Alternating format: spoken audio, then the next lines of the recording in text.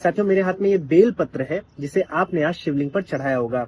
और जैसे भारत का राष्ट्रीय फल आम है कि आप आम केवल खाते नहीं हैं बल्कि उसका पल्प, कैंडी, मुरब्बा, अचार सब कुछ बना डालते हैं। ऐसे ही जब आप वैदिक काल में जाएंगे ऋषि मुनियों के समय में, तो बेल भी राष्ट्रीय फल कहा जा सकता है, क्योंकि उस समय बेल केवल खाया नहीं जाता था, उसका भी अचार, मुरब्बा, कैंडी, पल्प सब कुछ बनता था। साथ में वो औषधि के रूप में भी प्रयोग में आता था।